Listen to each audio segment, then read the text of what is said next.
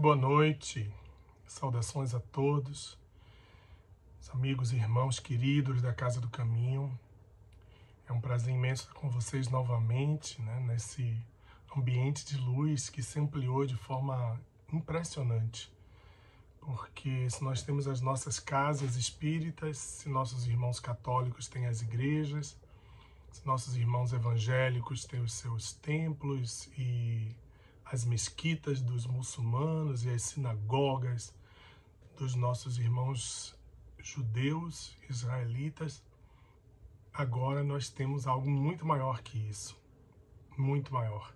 Talvez uma antecipação de algo que a gente tenha sonhado em algum momento, idealizado em algum momento, que é percorrer os canais de luz do universo através das redes de computador, chegando a milhares de lares, a centenas de pessoas, e a nossa casa, que continuará forte, importante, significativa, ela agora se transformou no universo inteiro.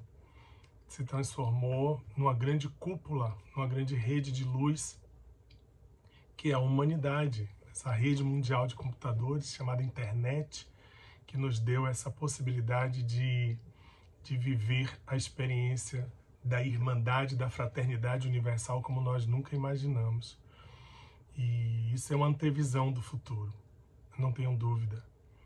Eu tenho sido chamado, incitado a falar nos mais variados ambientes espíritas, acadêmicos, entre meus alunos, entre educadores, entre artistas, sempre com um tema muito parecido, assim.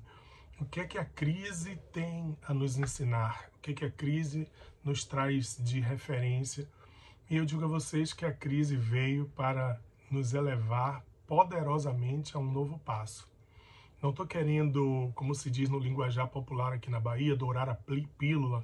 Não estou querendo ser um otimista, descontrolado, nem seguir a velha regra da Poliana, né? Quem conhece a obra Poliana, da Leonor H. Potter, aquela obra clássica do século XX, de uma jovenzinha que em tudo ela via algo positivo. Não é necessariamente isso. Tem um episódio que ela aguardou o presente de Natal ansiosamente e finalmente quando o presente dela chegou, o presente foi trocado e ela recebeu um par de muletas. Então, dentro do espírito de Poliana, ela, ao invés de lamentar, ao invés de ficar triste, ao invés de dizer, meu Deus do céu, eu queria uma boneca e eu ganhei um par de muletas, ela, dentro do espírito dela, ela disse, graças a Deus que eu ganhei esse presente, porque eu não preciso usá-lo. Então eu não estou tentando entrar forçosamente no espírito poliana, né, de dizer que viva, salve a crise, salve a pandemia, não, de jeito nenhum. Nós estamos vivendo momentos duríssimos de dor, de sofrimento, de angústia. A humanidade inteira está vivendo uma sensação de desamparo. Não é fácil lidar, por mais religião que nós tenhamos, por mais senso da imortalidade que nós tenhamos. Eu vou falar disso daqui a pouquinho. Não é fácil lidar com o fim do processo biológico dos entes queridos, de jeito nenhum. Nós temos muita gente querendo minorar isso, transformar as centenas e milhares de mortes em algo pouco significativo. Não, é muito doloroso, muito difícil. Estar revendo todos os nossos valores, conceitos, nunca é fácil. A crise ela é difícil, ela só não é necessariamente algo negativo, é difícil. A palavra crise é sempre tratada de uma forma como algo ruim, como algo que nós devemos fugir, evitar. É do instinto humano se afastar da crise, mas a crise ela vem para nos aprimorar, para nos colocar num novo patamar, para dar a todos nós uma dimensão diferente daquela que nós tínhamos. Então eu não estou, como eu disse, querendo implantar um otimismo descontrolado, mas eu antevejo grandes transformações, grandes mudanças para a humanidade a partir de agora.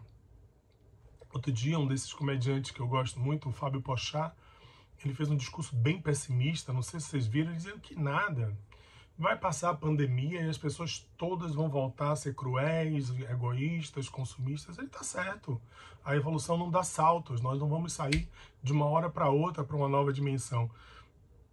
mas que nós seremos iguais, eu duvido muito. Eu vou dar pequenos exemplos a vocês. Por exemplo, essa onda nossa de consumismo descontrolado, né, na quantidade de coisas que a gente deseja comprar, acumular. Olha como já mudou a perspectiva da gente tão rapidamente. Aquela velha frase, né, de rede social que eu vou reproduzir, que vocês já devem ter ouvido 1000 vezes, que assim, nós trabalhamos muito para ganhar dinheiro. Isso é uma premissa. Eu adoro o meu trabalho, mas eu trabalharia muito menos se eu não precisasse trabalhar tanto para ganhar dinheiro, para pagar as coisas, os compromissos, ajudar as pessoas que a gente tem que ajudar. Então nós trabalhamos muito para ganhar dinheiro, para comprar supérfluos. Se você observar bem a quantidade de coisas que nós acumulamos e que não fazem parte da nossa necessidade premente do cotidiano, é impressionante. E a frase continua dizendo: nós trabalhamos muito para ganhar dinheiro, para comprar supérfluos, para causar impressões efêmeras em pessoas que não necessariamente fazem parte do seu ciclo mais profundo de afetividade. Eu sei que todos nós somos irmãos e estamos aqui todos congruindo para virarmos uma amálgama de luz em direção ao cosmos. Isso não é nenhuma alegoria. Isso é a mais pura verdade. Se somos espíritas, eu também vou falar disso daqui a pouquinho, nós estamos focados no processo de transformação para o bem, para a luz, para o melhor. Mas há muitas pessoas que ainda não estão nesse âmbito, porque na verdade a frase ela é tão perfeita, né? Nós ganhamos muito dinheiro para comprar coisas, comprar supérfluos, para causar impressões efêmeras. Efêmera é uma coisa passageira, em pessoas que não necessariamente fazem parte do nosso cotidiano afetivo. Porque as pessoas que te amam de verdade, elas não estão nem um pouco preocupadas, nem um pouquinho preocupadas com a marca da sua bolsa, com que carro você tem, não estão nem um pouco preocupadas com a marca do seu sapato, se seu tênis é o último da moda ou não. Ela te ama incondicionalmente, independente de quaisquer outras questões que possam colocar você dentro de uma escala social, de valores econômicos e etc. Então eu vejo que nessas mudanças que nós estamos vivendo agora, esse consumismo descontrolado, essa necessidade de ter coisas, ter coisas, vai passar, eu tenho certeza, muito rapidamente, né, das nossas prioridades. Olha como nós começamos a ficar mais atentos para as pessoas do nosso lado. Olha como passamos os últimos tempos agitados dessa vida cotidiana louca de rua e tal, sem olhar com mais carinho para aqueles entes que estão no nosso circuito mais próximo. O eu te amo tem se repetido muitas vezes. Não é? Ah, não, Ricardo, eu estou brigando muito em casa. Controle isso. Nós temos que aprender que um ambiente doméstico é um ambiente de fraternidade. Eu sei que nem sempre encarnamos com os seres que vêm de uma experiência afetiva duradoura, mas vamos construir que sejam. Então, o eu te amo tem que estar mais intenso no cotidiano a partir de agora. Né? Ou tudo bem com você? Como é que você está? Dormiu bem? Você precisa que... E coisas pequenas. Irmã Dulce diz uma frase que eu acho tão linda: não podemos fazer grandes coisas, então façamos coisas pequenas com muito amor. Façamos coisas pequenas com muito amor. Então, coisas pequenas. Quanto tempo que eu não observava certos cantinhos da minha casa, né? Não arrumava meus livros, ainda estão um pouco, vocês estão vendo, né? Não estão 100% arrumados, não, mas já estão bem melhores. Se vocês vissem há 2 meses atrás, que eu vou pegando, lendo, estudando, acumulando. Então, os cantinhos da casa, a limpeza da casa, que nós outorgávamos às vezes às nossas amigas diaristas, e nem sempre a gente tinha essa atenção com a limpeza, com o cuidado, com a higiene do nosso lar, fazendo coisas pequenas com muito amor, como queria nossa maravilhosa irmã Dulce dos Pobres, nossa vizinha aqui da Cidade Baixa, né, de Salvador, né, os amigos do interior. A Cidade Baixa, aqui Itapajipe, é um ambiente muito especial, porque lá está os alagados, lá esteve Madre Teresa de Calcutá, o Papa João Paulo II esteve lá, Divaldo Franco e Nilson Pereira começaram a Mansão do Caminho lá na Cidade Baixa, em Itapajipe, E a irmã Dulce também começou o trabalho dela e desenvolveu esse trabalho magnífico lá na Cidade Baixa. Então, nossa vizinha, irmã Dulce, disse aqui, né, façamos pequenas coisas com muito amor. E a gente tem feito isso. Então, as mudanças vêm e progressivamente vão colocando a gente numa nova perspectiva, numa nova dimensão. Eu também queria dizer a vocês que há uma ânsia interna constante para o melhor. Redes de fraternidade criadas no mundo inteiro, como se o Pai Celestial, na sua imensa bondade, precisasse mandar um recado para a gente, dizendo assim, seja bom. Eu me lembro quando houve aquele terremoto no Haiti, e teve uma cena que me comoveu muito, porque um ator muito simpático, desses galãs de Hollywood, o George Clooney, né? Acho ele talentosíssimo, mas não gosto tanto dele não, porque as mulheres da minha idade acham ele lindo. E me causa isso um ciúme que vocês não têm noção. Minha esposa mesmo acha ele encantador, para meu desespero. E eu vi o George Clooney, brincadeira, né? Eu acho ele fantástico, é um humanista sem precedentes. E eu vi o George Clooney pegar o telefone e ligar para as pessoas para pedir doações para as vítimas do terremoto do Haiti. E depois aconteceu outro terremoto no Nepal e ele pegou o telefone de novo. Aquilo me comoveu tanto, né? Alguém que vive num mundo estrelado de Hollywood, pegar o telefone. Aí eu comentei isso com um amigo e disse, olha que coisa bonita que é isso. E aí esse amigo meu me disse assim, Ricardo, quantos terremotos nós vamos precisar para perceber, para que as pessoas percebam o quanto elas querem ser boas. Eu tenho vivido isso no dia a dia aí nas ruas, os amigos mais próximos sabem, a gente está na 8ª semana de campanha de arrecadação de valores e doações para a campanha das cestas básicas para os moradores de rua. Deixa eu aproveitar, né? O recurso da mídia permite isso. Vou tocar aqui e mostrar aqui para vocês um pedacinho, um vídeo da última semana, que foi a última entrega da gente. Rapidinho.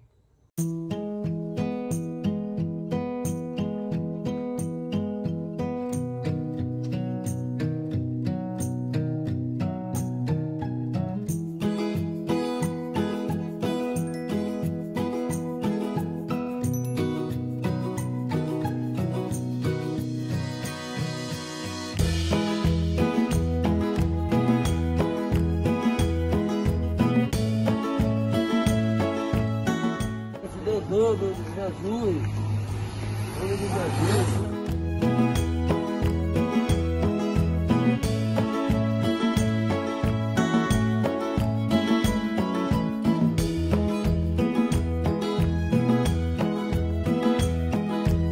Não, muita força. Ei, linda! Dá um beijo.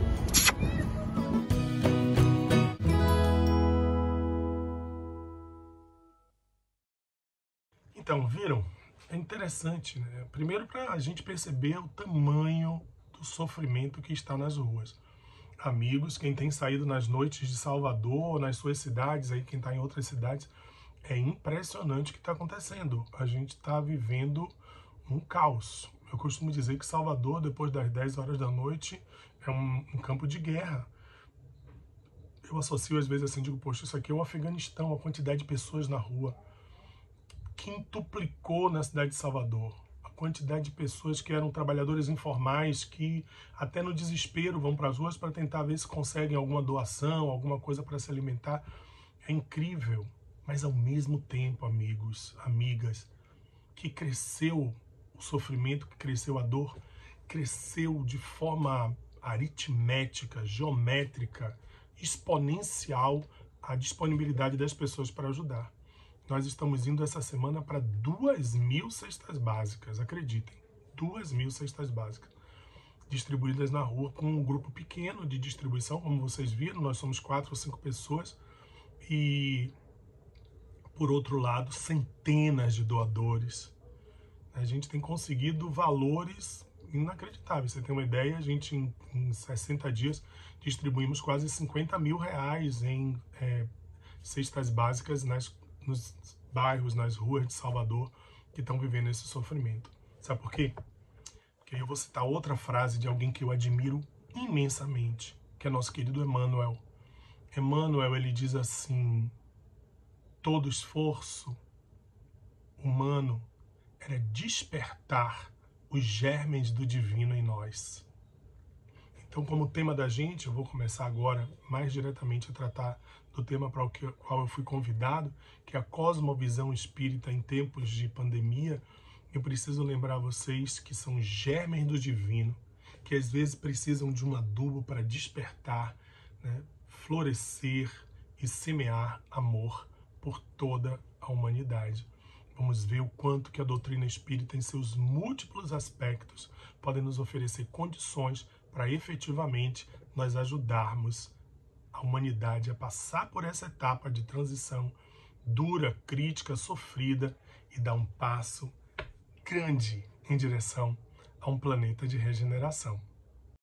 Então eu queria começar discutindo com vocês o que é uma cosmovisão, né? Uma interpretação literal da expressão significaria uma visão do cosmos, e é mais ou menos isso mesmo, como nós percebemos o que nos cerca, como nós interpretamos o mundo ao nosso redor, quais são os elementos que nos servem de referência para a gente entender e interpretar tudo o que está no círculo social, político, econômico, científico, acadêmico que nós temos.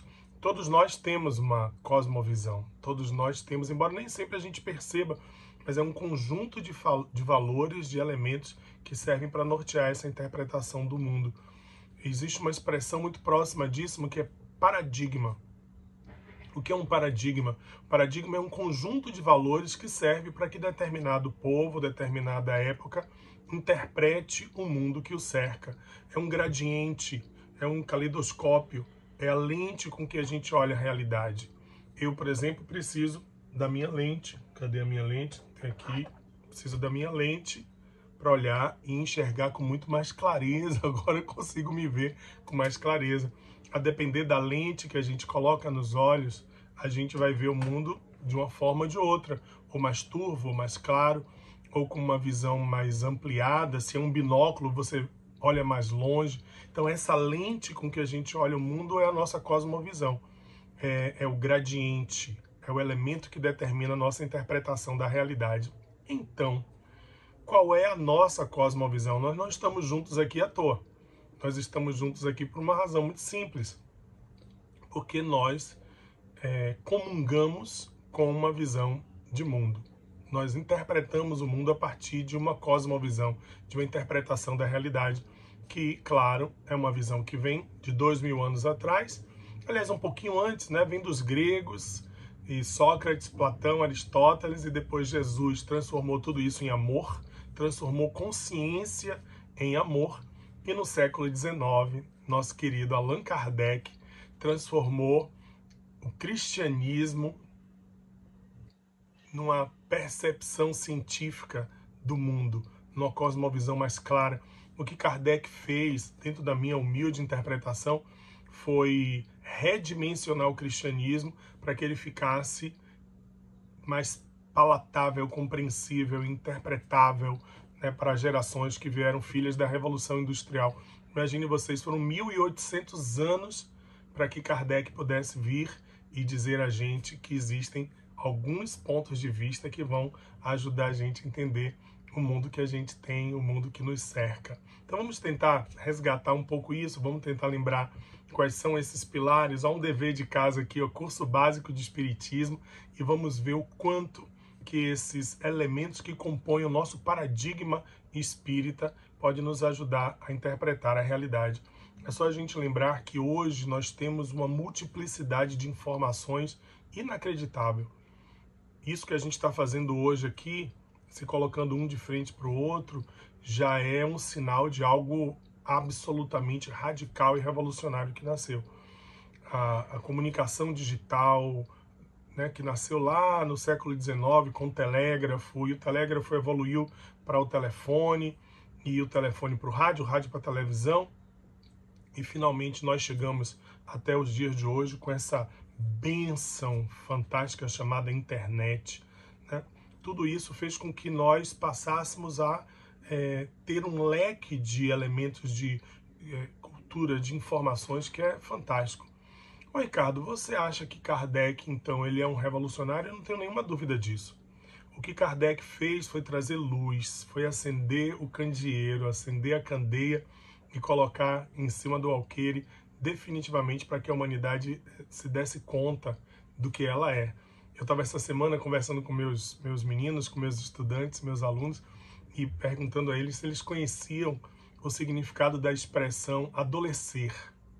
Porque a gente conhece muito a palavra adolescente, mas a gente não conhece o verbo no infinitivo adolecer.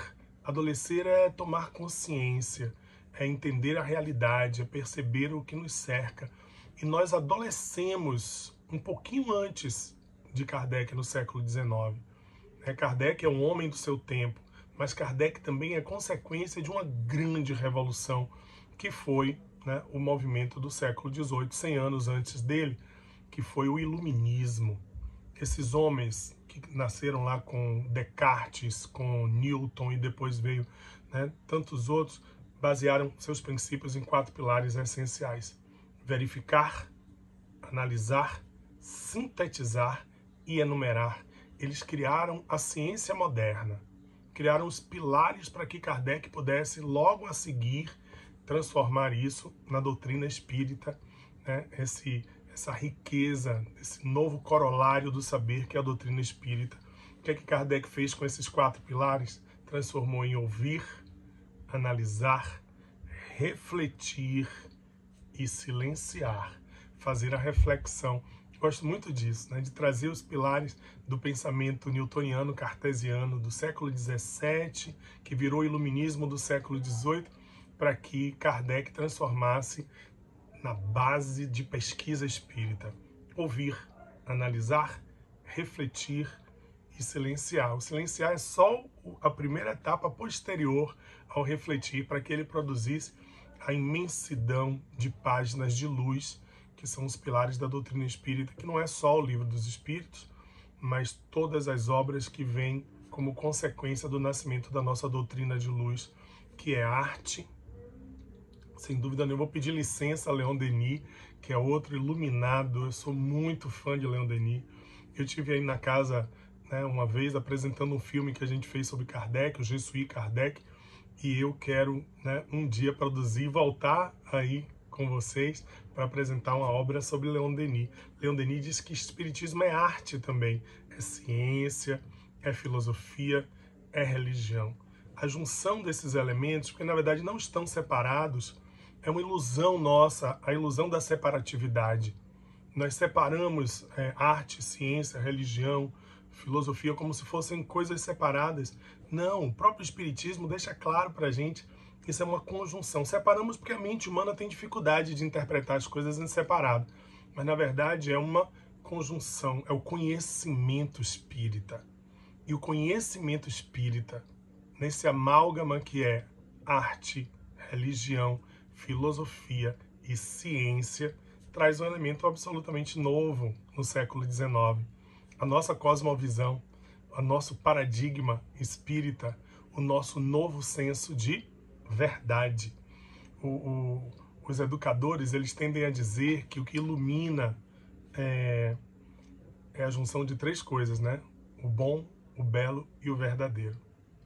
Bom, belo e o verdadeiro. Por isso que eu coloco sempre a arte como um elemento importante da nossa doutrina. O bom, não precisa, gente, não tem palavras para falar do bom. Bom é Jesus, O belo é a arte e o verdadeiro é a ciência. Então Kardec conseguiu trazer uma nova visão, um novo conjunto de valores que eu queria começar a enumerar para vocês, para que a gente relembre, sempre revisando quais são os nossos pilares essenciais, mas que a gente possa também entender o quanto que a doutrina espírita pode nos ajudar nesse momento de crise. Para onde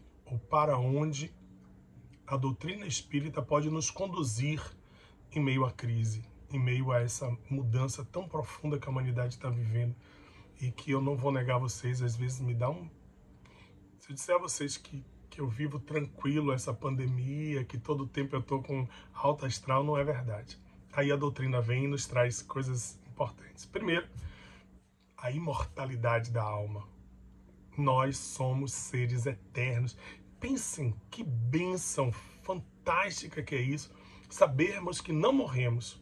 Nós temos nossos apegos, óbvio, nós temos nossos vínculos. A própria doutrina deixa claro por que precisamos ter esse vínculo e esse certo apego com a vida material, mas nós sabemos que em meio a tantas mortes, tanto sofrimento, nós somos seres eternos. E nós vamos nos reencontrar na vida verdadeira, no próximo passo da existência que viveremos juntos, sem dúvida nenhuma. Outra coisa, nós somos seres paligenésicos, viveremos vidas sucessivas. Gosto muito quando nossa Joana, ela diz que a reencarnação é a sala de aula do amor. Então, as vidas sucessivas são várias salas de aula, que a gente volta e, de preferência, a ideia é que volte sempre numa série melhor do que a anterior. Eu espero que seja assim. A gente sabe que não tem evolução, mas nós temos nossos karmas, temos nossos compromissos, nossas expiações, às vezes, para enfrentar. E é muito interessante pensar que a reencarnação, ela nos oportuniza momentos diferentes de aprendizado. É a sala de aula do amor. Tem um dos princípios desse corolário espírita, desse paradigma espírita, que é a existência de outros planetas habitados. Isso ajuda a gente a entender muita coisa, entender as idiosincrasias que marcam o nosso espírito ainda, as limitações de tanto nossas como de nossos líderes, como das pessoas que nos cercam, porque sabemos que estamos numa orbe, num planeta que ainda vive um processo de aprendizado, duro aprendizado. Mas como existem outros planetas em estado muito melhor de evolução, nós também daremos esse salto e viveremos melhores do que somos, sem dúvida nenhuma. Por quê? Porque outra essência da cosmovisão espírita, nós somos seres em evolução, somos seres perfectíveis. Olha que expressão linda! Somos indivíduos que estamos caminhando para a luz. De tudo que a doutrina espírita nos traz, uma das coisas que mais me agrada é saber que eu vou ser perfeito. Perfeito dentro da minha dimensão hoje, de ser imperfeito e limitado. Eu gosto muito da representação católica, cristã, do anjo. Por isso que eu trouxe essa imagem. Seres angelicais. E o espiritismo usa isso também. Eu acho bacana. Nós somos seres que estamos caminhando para o encontro definitivo no oceano luminoso da luz, da sabedoria e do amor. Nós também temos a possibilidade de antever isso através da interexistencialidade, através da comunicação com aqueles que já viveram aqui e que hoje vivem em outro plano. Isso nos ajuda em meio à crise? Claro que sim. Saber que a interexistencialidade permite que nós estejamos em contato, em comunicação com aqueles seres que já foram, seja por intuição, seja pela presença, pela emanência desses seres. Então a interexistencialidade, as explicações chegarão. Pontuam-se nesse momento algumas tentativas de se explicar por que estamos passando por isso. E eu tenho certeza que, passado esse grande momento de sofrimento, nós teremos explicações muito mais claras. Sabem por quê? Porque de todas as verdades que a doutrina espírita nos traz, o pilar mais essencial, e não é por isso que não é à toa que foi a primeira pergunta de Kardec aos Espíritos, no Livro dos Espíritos: o que é Deus? Essa inteligência suprema, causa primária de todas as coisas, essência absoluta de justiça, já nos deixa claro, só pela crença e fé que temos nele, de que não estamos padecendo à toa, de que o que estamos passando é uma necessidade nossa, do nosso processo de crescimento, de desenvolvimento, de melhoria espiritual. Assim, nós vamos compreendendo que o Pai nos dá o fardo que somos capazes de carregar, para entrarmos nesse ciclo poderoso da evolução. Eu tenho certeza que vocês passam por isso, e eu passo ocasionalmente, que é a percepção de que eu sou uma pessoa melhor a cada dia. Não há nenhuma arrogância nisso, queridos. É apenas saber que nós estamos vivendo o ciclo positivo da melhora. Nossa melhoria intelectual, que vai nos levar a uma melhoria moral, que nos leva a Jesus. Ricardo, mas tem tanta gente inteligente ruim. A gente está vendo situações muito curiosas aí, porque a gente sabe de que o que vem antes, às vezes, é o crescimento intelectual, e nem sempre o crescimento moral acompanha. Por isso que tem tantas pessoas que parecem tão inteligentes, mas que não vivem o ciclo poderoso, evolutivo. É um ciclo que circula, que traz a gente para essa nova dimensão de espiritualidade. Eu vou oferecer a vocês, se vocês me permitem, eu gosto muito desse ciclo do crescimento intelectual, que leva ao crescimento moral, que leva a Jesus. Mas muitas vezes, principalmente falando aos jovens, eles sempre querem alguma coisa que seja mais concreta, assim, um pouco mais direta para entender o processo. Então eu tenho aqui o que eu chamo de manual de iluminação: estudo, meditação e trabalho. Esses 3 elementos são muito interessantes. Estudo, meditação e trabalho é mais ou menos a mesma coisa, né? O estudo significa nossa melhoria intelectual, né? A meditação é o nosso vínculo com a moralidade e o trabalho é o exercício cotidiano na seara do Mestre Jesus. Esses 3 caminhos que são extremamente ricos para que a gente possa crescer efetivamente em direção ao nosso Mestre, nosso irmão maior. Eu chamo isso de o manual da iluminação. Vou pedir licença a vocês aqui para usar a minha lente de interpretação do mundo e a gente poder juntos, né, acompanhar esse manual, para ser prático, né, para poder a gente não ficar só no campo da teoria. Quais são os caminhos, né? Estudo, meditação e trabalho. Vamos ver então como é que a gente consegue dar esses saltos adiante. Vamos lá. Estudo obtém-se através da leitura do Evangelho, dos livros da doutrina espírita e outras obras que o levem a projetar a mente na direção de ideais superiores. Deve ser meditado, assimilado e posto em prática. Então, o primeiro passo é o estudo. É desse estudo que você vai começar a perceber os elementos da transformação. Então, o primeiro passo, não para de estudar a doutrina espírita. Nunca. Os livros não podem ficar na estante, eles têm que estar ali o tempo inteiro. Meditação.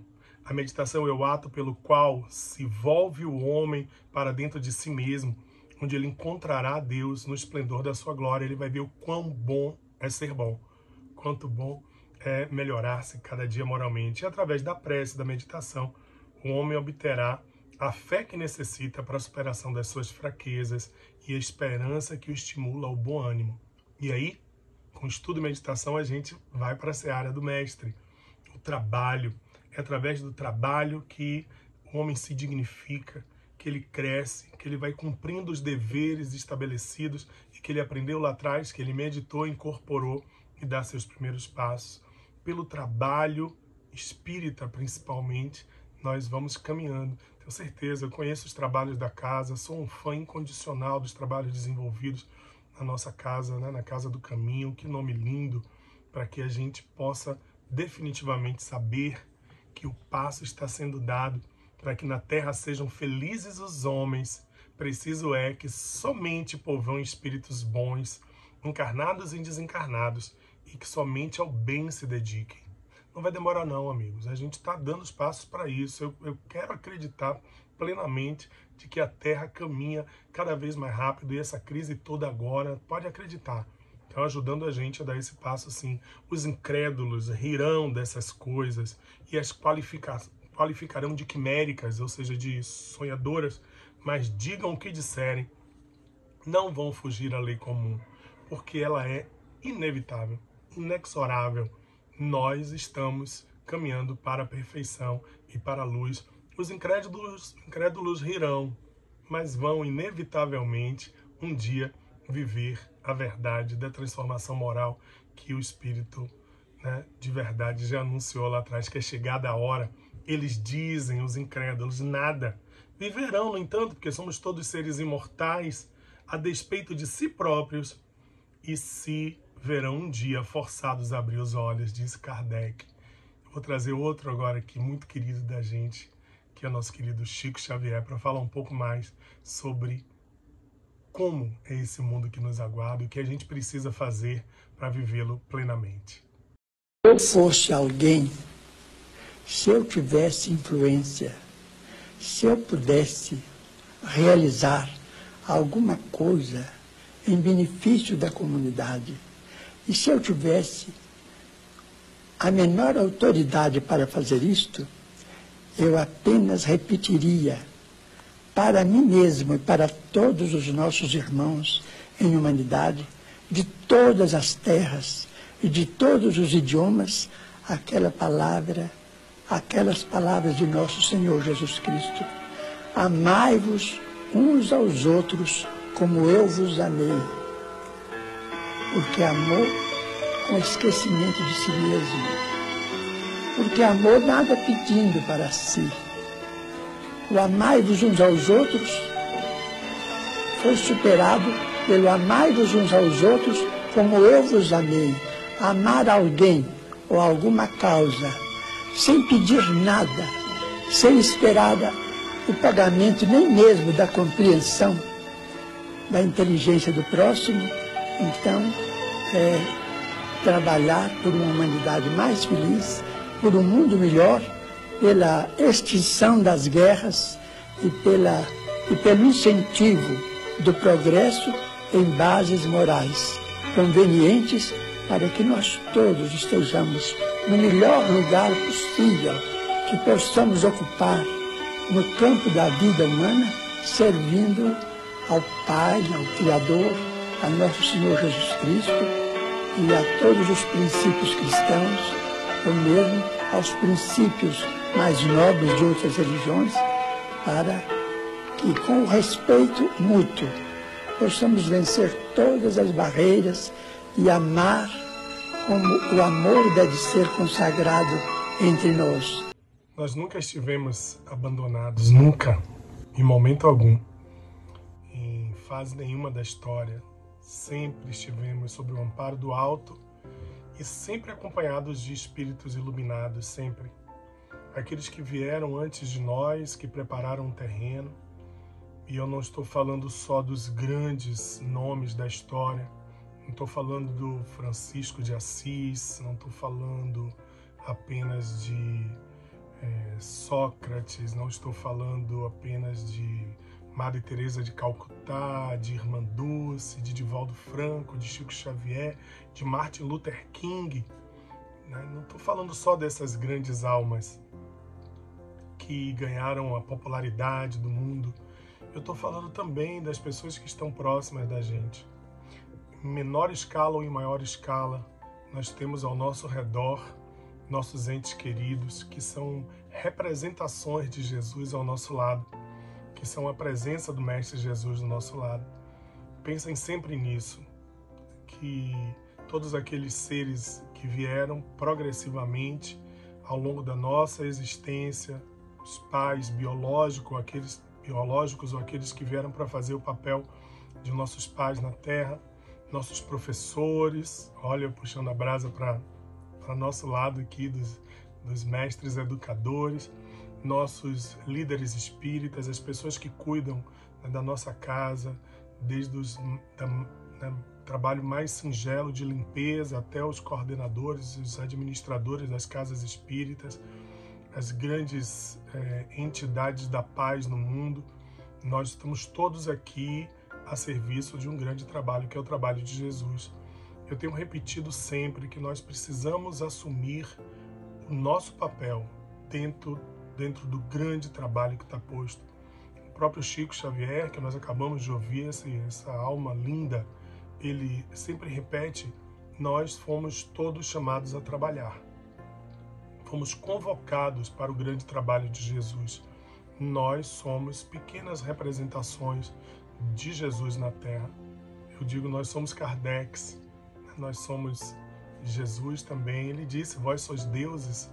E eu vou voltar ao início, usando aqui a referência do início da nossa fala, quando nosso Emmanuel diz que trazemos os germes do divino em nós. Nunca vamos esquecer isso. Somos filhos do Pai Celestial. Somos filhos do Pai Celestial. Nós nos parecemos com nossos pais, com nossos irmãos. Eu tenho uma coisa, amigos, eu não consigo ouvir essa coisa de áudio, de gravar áudio, que agora está tão forte nas comunicações, nas redes sociais, no WhatsApp. Então eu ouço a voz de meus irmãos. Cara, aquilo me dá uma agonia, parece que eu me ouvindo. É muito parecido, as vozes são muito parecidas. Aquilo me dá uma coisa estranha, para alguém tá falando com minha voz, assim. Eu vejo minhas irmãs como se parecem tanto com com minha mãe, né? Minhas irmãs parecem com minha mãe, meus irmãos parecem comigo, com meu pai. Eu fico olhando no meu círculo familiar como todo mundo é muito parecido. Biologia, queridos. Biológico, imagine a gente que tem a genética de Jesus, a genética do Pai. Somos irmãos de Jesus e filhos do Pai Celestial. Que brilhe na nossa vida. Todos os dias a fala do Mestre fale por nós. Que brilhe a presença dele todos os dias na nossa existência. Que nós sejamos, sem dúvida nenhuma, a presença do Pai na vida das pessoas. Que a gente possa agir pensando que somos seguidores diletos do Mestre. Que a nossa vida seja assim. E que no meio dessa crise, dessa coisa tão dolorosa, da dificuldade que a gente tem, né, em entender a vida e esse momento, eu sou tomado às vezes com uma raiva. Achei que já tinha superado isso, mas aí eu fico às vezes com a raiva de alguns líderes assim, do país. Dizem, como é que pode? O cara recebe uma responsabilidade desse tamanho, uma honra desse tamanho de reger um povo inteiro e as atitudes estão tão distantes do que a gente gostaria, sem nenhum juízo de valor partidário, nada disso aqui, porque os erros foram cometidos também por outros, talvez não dessa dimensão, mas incrível. Mas eu fico às vezes com uma raivinha, vou falar raivinha aqui, tá? Vou falar raivinha, mas às vezes é uma raivona mesmo que eu fico e eu me sinto tão distante assim do que eu acredito que é verdade, do que eu tenho que defender. Eu me digo, poxa, Jesus ia ficar tão decepcionado comigo.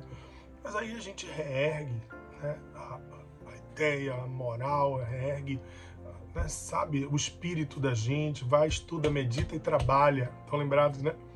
Estuda, medita e trabalha. Eu sempre digo que é a mesma coisa. Se quiser pode mudar, pode chamar de bons pensamentos, boas leituras e sintonia com Jesus. É a mesma coisa, né?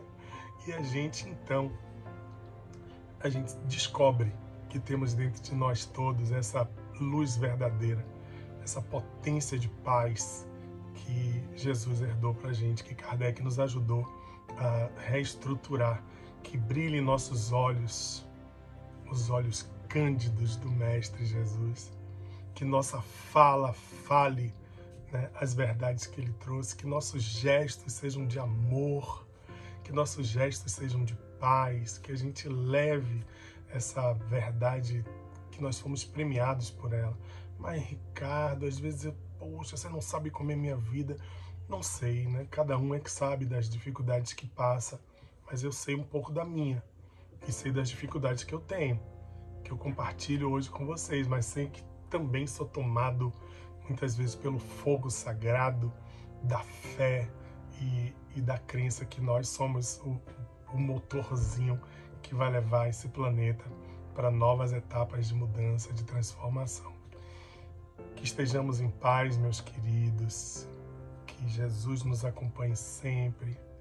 Muitíssimo obrigado pela atenção de vocês nessa noite, que honra que eu tive, que felicidade de estar com vocês pelas ondas magnéticas da internet e chegar no seu celular aí, no seu computador, né, na sua casa. Muito obrigado meus queridos amigos da Casa do Caminho, né, a Geisa e a Tereza, que a gente sempre faz contato, e pelo convite que vocês me deram, né, que estejamos sempre tomados pela luz, pela paz e pela verdade do nosso querido Mestre. E a palavra que eu guardo para vocês nesse final é que a gente precisa tanto. A gente precisa de fé, né? Precisa de conhecimento, precisa de verdade, precisa de arte, precisa de tanta coisa. Mas nós precisamos, sem dúvida nenhuma, encher o nosso coração de paz verdadeira. Então eu deixo como mensagem final para vocês, meus queridos, iluminados amigos, paz no nosso coração.